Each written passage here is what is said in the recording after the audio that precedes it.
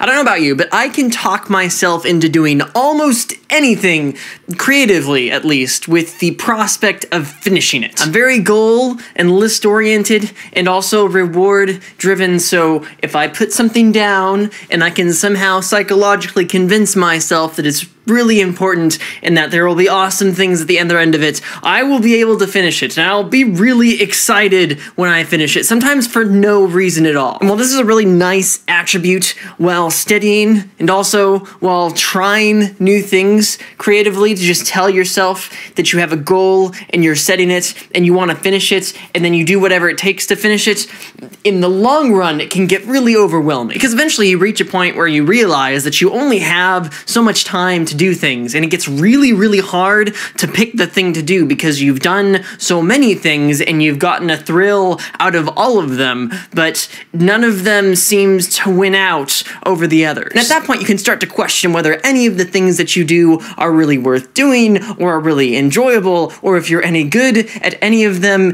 and you reach a crisis point and it's not pretty. The next time you find yourself in this situation, especially if you have the goal-oriented personality type that I just described, I want you to try and do one thing.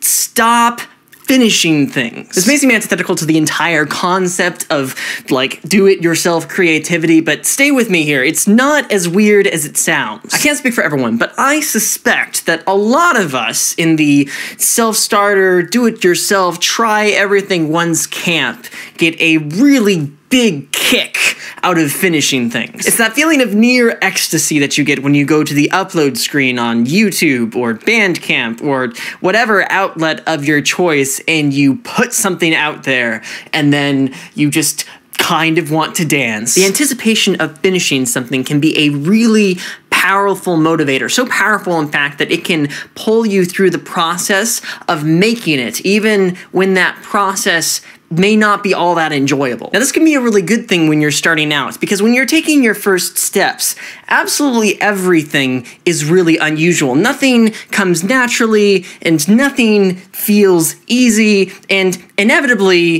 if you've tried enough things, you realize that no matter what you do, the first several things that you make are going to be pretty terrible. So if you can get yourself excited about just finishing something in these initial stages, you can pull yourself through all the hours of not really knowing what you're doing until you start to figure out what you're doing and you start to make stuff that you're still happy about 2 days later. As a longtime motivator though, finishing can really undermine your potential and work against your passion. The reasons for this are pretty straightforward. First, if you're motivated by getting something done, then you are going to be very strongly tempted to put in the minimum possible effort to reach a satisfying level of completion. I can say from experience in both music and video making, the things that I make that I feel like are the most unique and give the greatest artistic contribution to the world are the things that I stumbled on when I wasn't thinking about my timetables. And that's because many of the things that are really unique and original and above all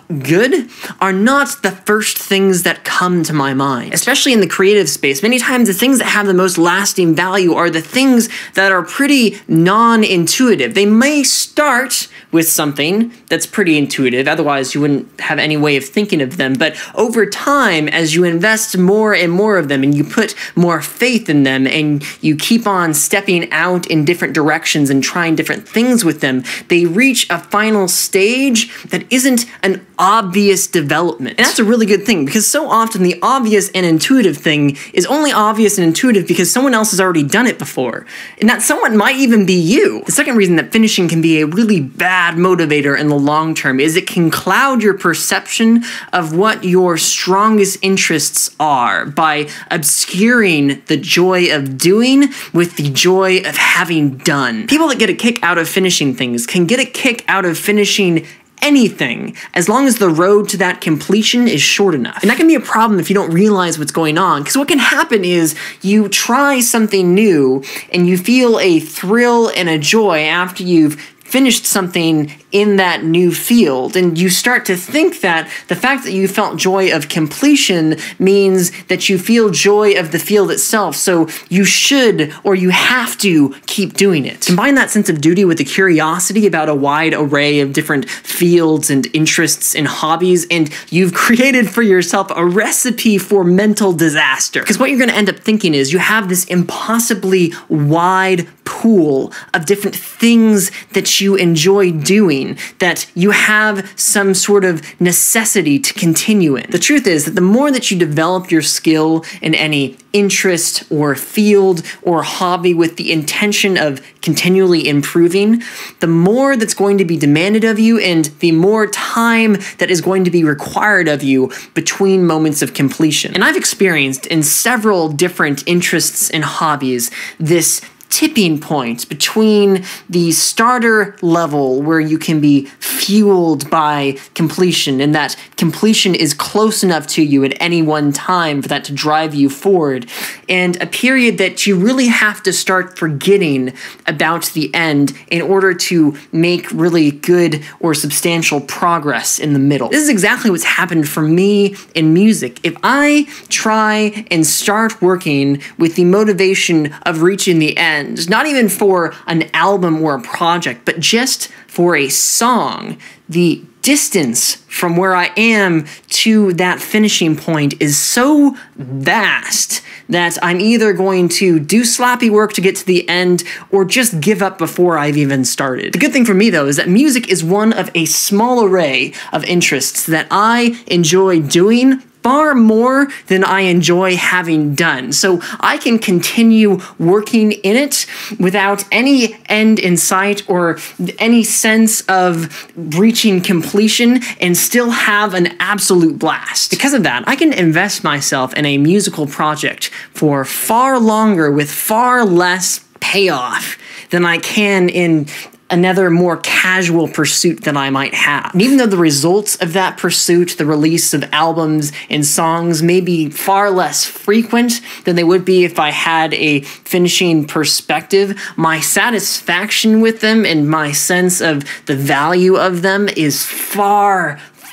greater. And I don't always have this feeling. Sometimes, or even many times, I do have to use goals and timetables to get myself motivated, at the very least, to get started. But it's possible for me to reach that point. And I don't think that's true of everything that I've tried. So if you feel like you have too many options and you feel compelled to do too many things in too little time, try taking away that carrot of completion and see how many of them you really truly enjoy while you're in the trenches. It's true that when you near the end of any project, you really have to rein back your perfectionism, for a lack of a better term, to actually finish and give to the world the thing that you've spent so much time with. But up until you reach those final stages of last tweaks and last little edits, you don't have to be ruled by a deadline. So many things in life are irreconcilably ruled by timetables. Whatever you choose your career to be and whatever you choose to pursue in education and in so many other aspects is going to have deadlines that you have to meet, and you're going to have to compromise your vision of what you'd want with the necessity of what needs to get done.